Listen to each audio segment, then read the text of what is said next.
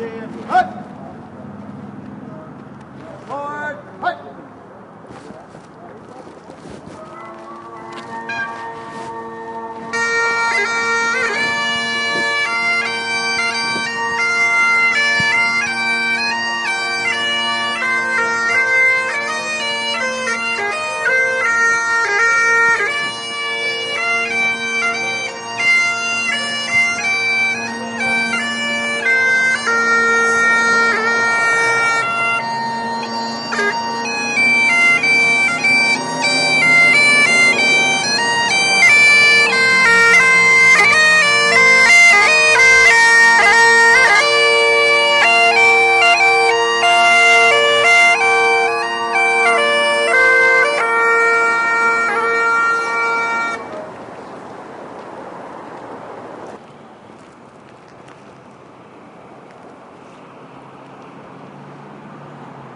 Would remain standing, and we'll ask our guests to remain standing momentarily. Color guard. Hut!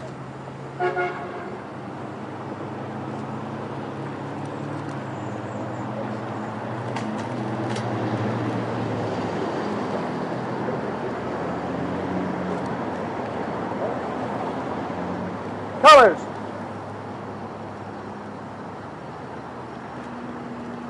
Safe.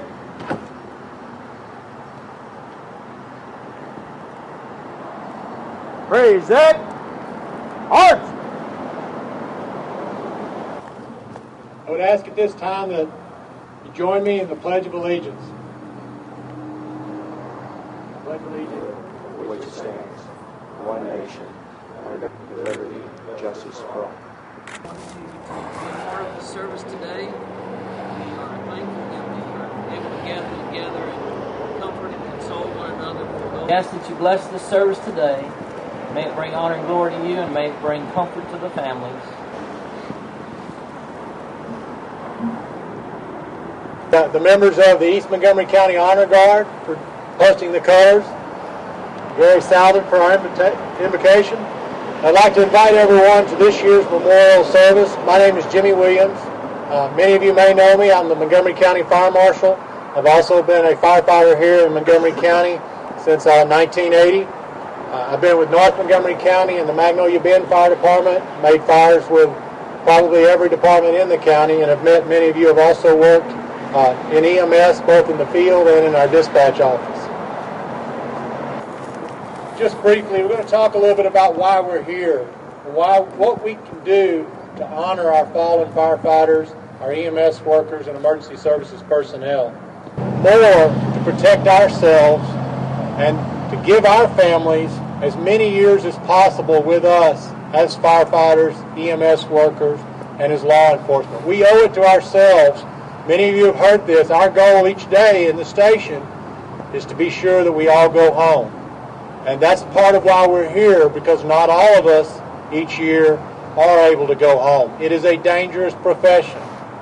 Law enforcement and EMS and the fire service, the most dangerous professions on the face of the earth. We lose more than 100 firefighters every year. Last year that number was 114 American firefighters and 33 EMS personnel that died in the line of duty. We talk about the service and the sacrifice that we make for our communities. We're away from our families, and we do the job that we love. And as firefighters and EMS personnel, we must serve our community, and at the same time, we must be prepared to do what's right by ourselves and by our families so that we do go home each night. Again, I said in 2008, 114 American firefighters and 33 EMS personnel died in the line of duty. The last fatality was on New Year's Eve. And firefighter Richard Montgomery of the Pisgah, Mississippi Volunteer Fire Department died while fighting a house fire in Marietta, Mississippi. That's in far northeast Mississippi near Georgia. Captain Montgomery had just exited a burning home when he collapsed of a heart attack and died. And that tells us a little bit about the major cause. One of the major causes of firefighter deaths and injury every year is medical conditions, heart attacks, strokes. Captain Montgomery left behind a family of firefighters and a family at home.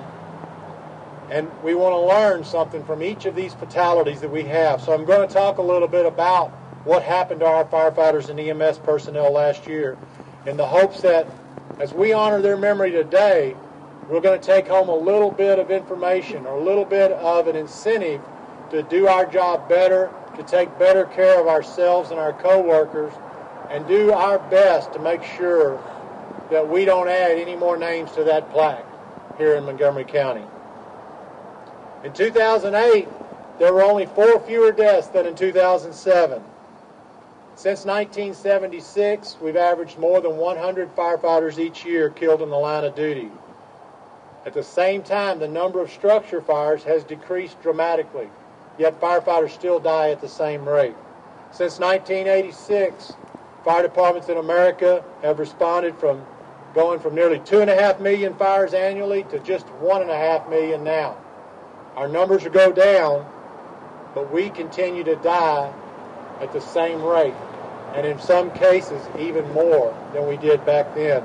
The lowest that we've ever been was in 1992 at 77, and again we stand at 114. EMS. We are losing more EMS personnel each year. We can see those figures as our EMS services get older, and we have more of us that have more years of service, more health problems. As our freeways gets busier, we're going to see our EMS service suffer more and more casualties each year for the same reasons that our fire service and law enforcement does. We have to take care of ourselves as a team, and we work together real well as a team on the freeway, and we need to work together a little bit better sometimes in our training and in our station life to take care of our bodies so that we can return home at the end of our shifts. The vast majority of line of duty deaths are preventable. Many, as I said, occur to heart attacks. Many of the rest of our deaths are attributable to motor vehicle accidents and collisions. The failure to use seat belts, for example, among firefighters. It's at epidemic proportions, and each year it contributes to our yearly numbers due to accidents and rollovers. One of the main goals that we talk about in the fire service today is to reduce the number of fatalities by 25% in the next 5 years and by the 50% within the next 10 years. So how do we do that as firefighters and EMS workers? It seems like a lot of work and an unattainable goal, but I want to share some statistics with you. The leading cause associated with line of duty deaths in 2008, 44% were due to heart attack or stroke.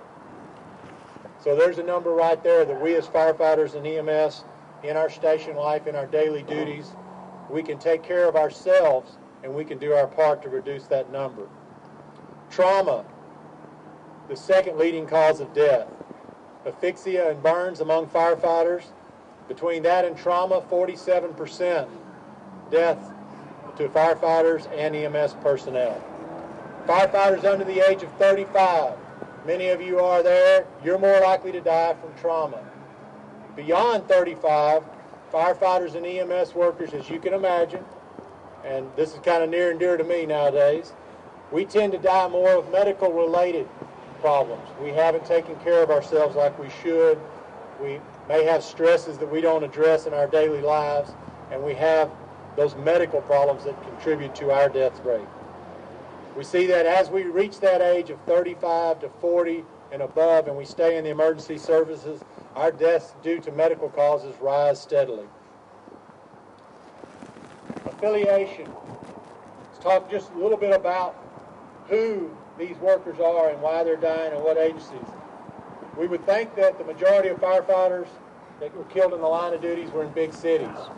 57% were members of local or municipal volunteer fire agencies, including combination departments.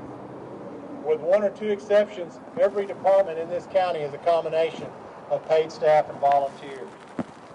While full-time career personnel, and we have many here, you account for 1/3 of the firefighter fatalities, you comprise only 26% of the American fire service. So you can see that you die at a rate disproportionate to your representation in the fire service. So what does that tell us? that each of us is at risk regardless of our training, our certification, whether or not we receive a paycheck. Numerically, more volunteer firefighters are killed than career personnel, many due to accidents. Motor vehicle accidents account for 20 to 25% of firefighter deaths over the past 20 years. Annually, 1/4 of firefighters who die in motor vehicle accidents were killed in privately owned vehicles, responding to the station, responding to training, incidents such as that. Many others were involved in apparatus rollovers. More firefighters were killed in tanker rollovers and tanker collisions than in engines and ladders combined. So that tells us there where we have some training to do. 27% of fatalities amongst fire and EMS workers, they were killed when they were ejected from their vehicle, and only 21% were reportedly wearing their seatbelts prior to the collision. So there's an area that we as emergency service workers can address. Training. One of the things that has surprised me in the past few years, we do more and more training. We do better training. We have better equipment to train with. But in the last decade, approximately 6% of our firefighter fatalities occurred during training activities. That's larger proportions than in any previous decade. These training fatalities resulted from physical fitness, equipment and apparatus drills, and live fire exercises. We need to take care of our bodies, but we need to be smart. In 2009, many of you may have heard, Texas experienced our first firefighter line of duty deaths when 2 Kilgore firefighters, Corey Galloway and Kyle Perkins, fell from a ladder truck during a training exercise to their deaths. And one last thing we need to think about as firefighters and EMS workers is multiple fatality incidents. We work together well as a team. We train as a team. We go into scenes and situations as a team. And sometimes that action, we lead ourselves into these situations and we go in after others and we tend to get killed or injured as a team. We do everything together. Sometimes we take risks that we should not. So what can we do to honor the fallen firefighters from our country? What can we learn to make ourselves safer and to do more for our own families and ultimately for our own communities, because we can serve longer. We can do a better job. We talked about firefighter fitness. Remember, if we reduce the firefighter deaths due to heart attacks and stroke, we can reach our goal of reducing line of duty deaths between 25 and 50% over the next 10 years. So as firefighters and EMS workers, you should ask yourself, does my department have a training program? Does it have a physical fitness program? Do we offer medical evaluation to our volunteers as well as our career staff? Is there follow-up before we begin those exercise programs? For fire and EMS workers, law enforcement as well, risk versus reward scenarios. Each department should have a policy about what is risk and what is not acceptable risk. We don't risk lives to save property.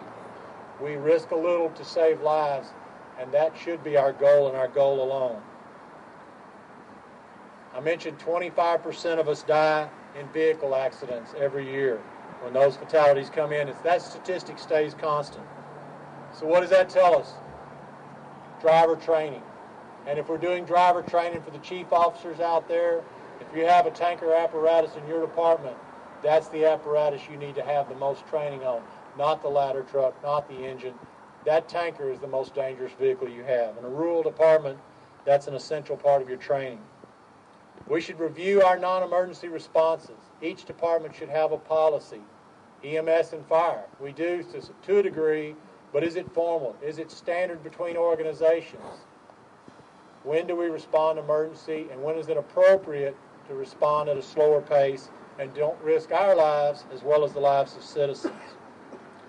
Seat belts. Every department should have a policy mandating the use of seat belts on all responses, emergency, non-emergency, returning to the station. And last but not least, some new things that we're learning. We do a lot of work on the freeway.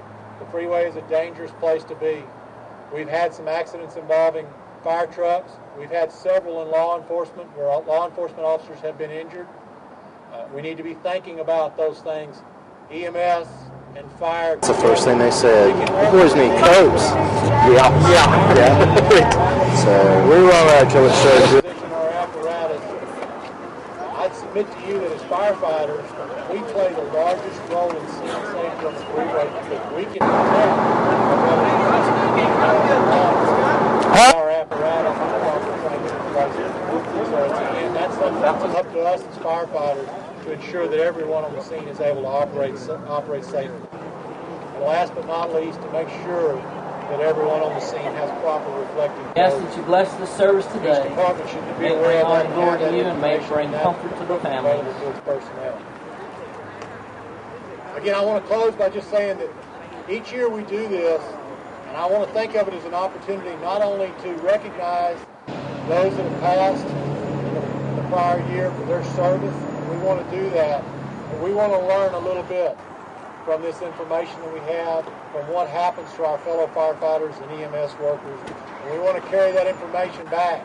Not every firefighter can attend this service, but each department has someone here that has attended and can carry this information back to your fellow firefighters and EMS workers. So with that, I want to ask each of you to join me in just a moment of silence to think about the personnel that we've lost in our community and across the nation in the last year, and to honor them and to think about ways that we can do our job safely and honor them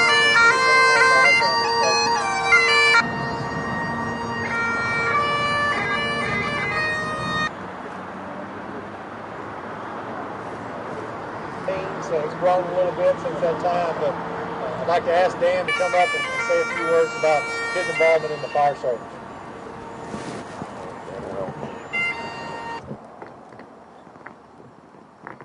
Mine's not near as long as what Jimmy's is.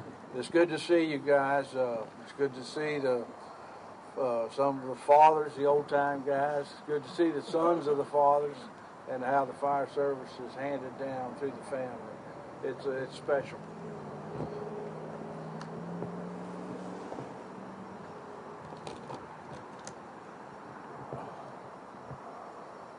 There's no greater cost to the fire service than losing one of our own. It's only right that we take time to remember those that we've lost, to volunteer for a job that most wouldn't consider, to run toward a situation everybody else runs from. The early years of the fire service in Montgomery County was made up of trucks that had tanks welded onto the back of them. They had pumps to pump the water sometime, and they did the best they could. I know when we made the fire investigations, I could just follow the water leaking from the tanker to the scene. So back them early days, things were tight. Turnout gear was a pair of blue jeans, a coat if they were lucky, no boots, no gloves, maybe a helmet. The money used to run the fire departments at that time came from donations and fundraisers. And on several instances, I've seen firemen reach into their pocket to pay for the gasoline themselves. We've come a long way in 27 years. The grassroots worked for fire service formed 5 districts, emergency service districts, which allowed the departments to collect money needed to function at the capacity and rate we're doing now. When you look at the fire service today in Montgomery County, you see first-class equipment, see men that are highly trained and have the proper turnout gear.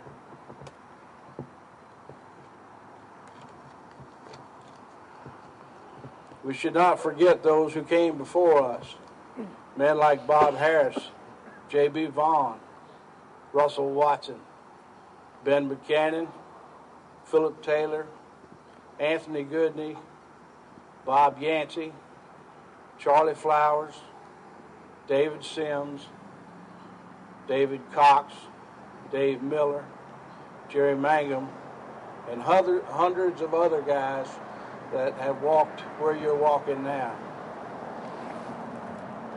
We also have to appreciate the political factors in the county, the county judge, commissioners, and all the men who serve on the ESD boards and fire boards in the past. To continue the challenge is giving all those who gave so much the respect they deserve. Thank you. Speaker will be Chief Leonard McKeska, President of the Montgomery County Fire Chiefs Association. We'd like to honor the fallen firefighters of the nation for 2008, as well as the state of Texas and Montgomery County. As Jimmy said, last year we lost 114 brother and sister firefighters and 33 brother and sister EMS workers.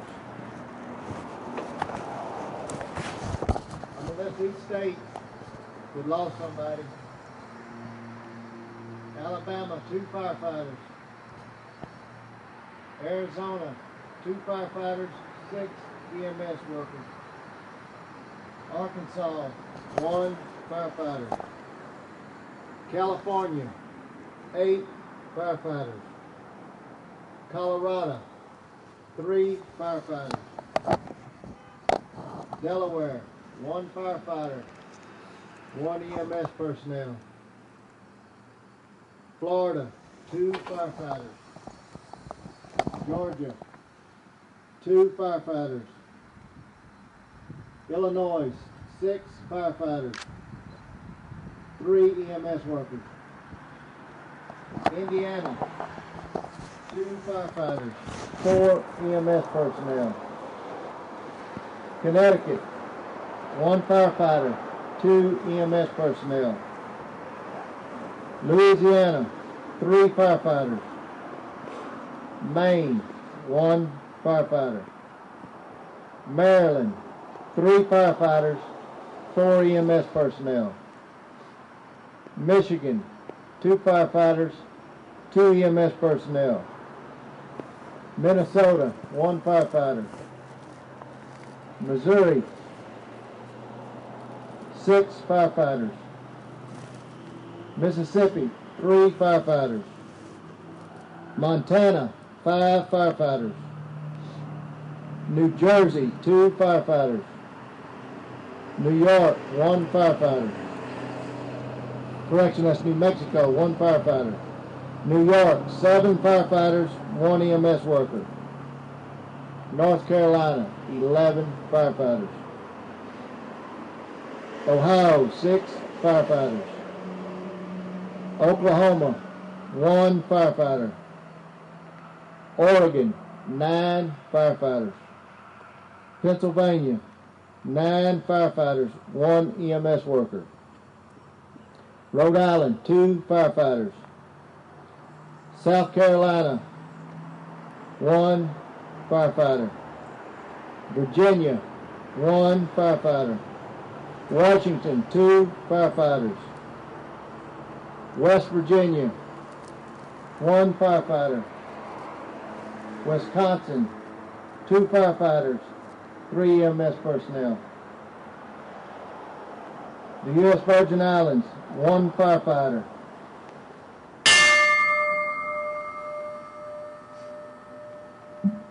The state of Texas lost 4 firefighters, 6 EMS workers.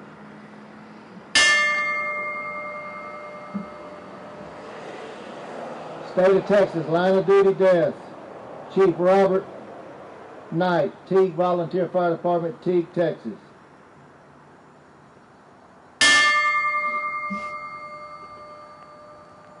Fire Engineer Roger Dennis, San Antonio Fire Department, San Antonio, Texas.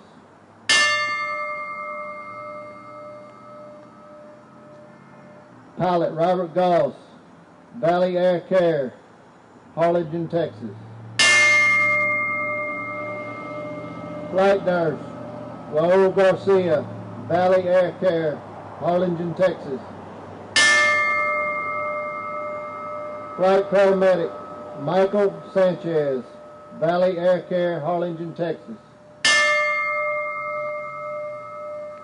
Firefighter Dale Grider, DeKalb Fire Department, DeKalb, Texas. Firefighter Joe Jordan, Picton Pine Forest Volunteer Fire Department, Picton, Texas. 2008, line of duty deaths was pilot, this is for Montgomery County, pilot Wayne Kirby, PHI Air Med 12, Bryan, Texas. Flight paramedic Stephanie Waters, PHI Air Medical 12, Bryan, Texas. Flight nurse Jana Bishop, PHI Air Med 12, Bryan, Texas. Our past line of duty death firefighters from Montgomery County, Paul Skanes, Lake Conroe Fire Department. Joe Novosad Sr., Porter Fire Department. Curtis Davison, Montgomery County EMS. Gary Staley, Porter Fire Department. Charlie Flowers, New Caney Fire Department. We have one active firefighter, Assistant Fire Chief Will Wilkerson, Conroe Fire Department, Conroe, Texas.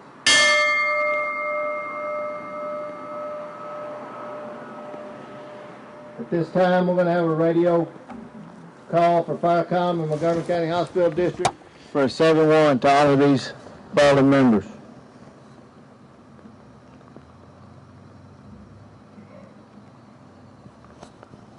He's calling for the message? Yeah, me too. Honor guard to alarm.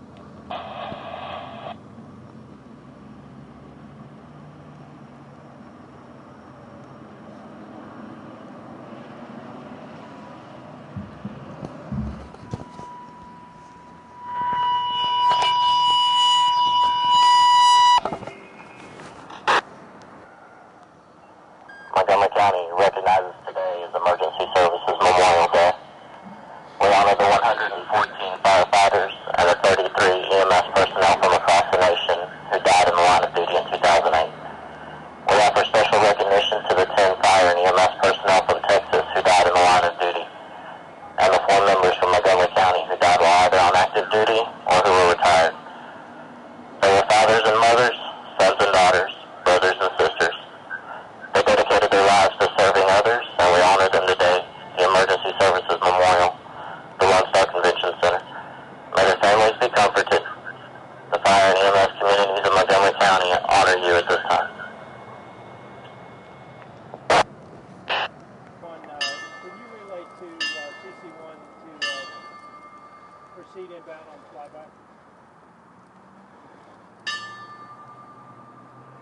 Down, 12 o'clock.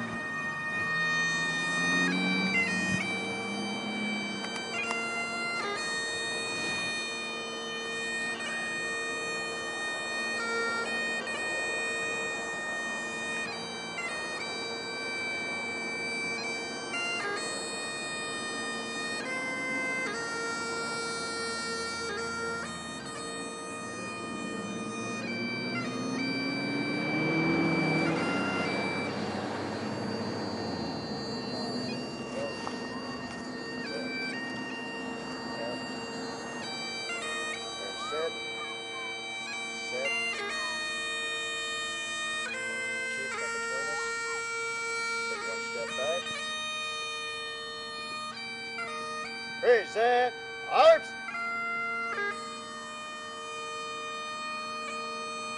Order. Arms.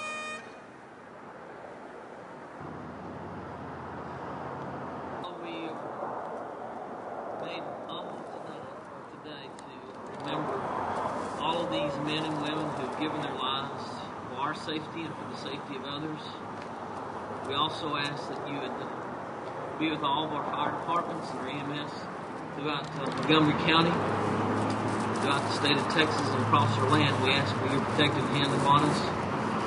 And as these men and women go out to serve and protect and to rescue every day, we ask that you would just bless their families, give them the strength that they need to be able to see their family members. I can pray. You go with us our separate ways. Just know that we're grateful for you, that there's a better place, that place is prepared for those who put their faith and trust in you, and know that there's no more disasters, there's no more need for rescue, really. We long to be in that place. We're grateful for those who continue to take care of us and watch over us and love us. And even those in our community don't understand the heart of these men and women that they dedicate themselves to serving one another. In Jesus' name we pray. Amen.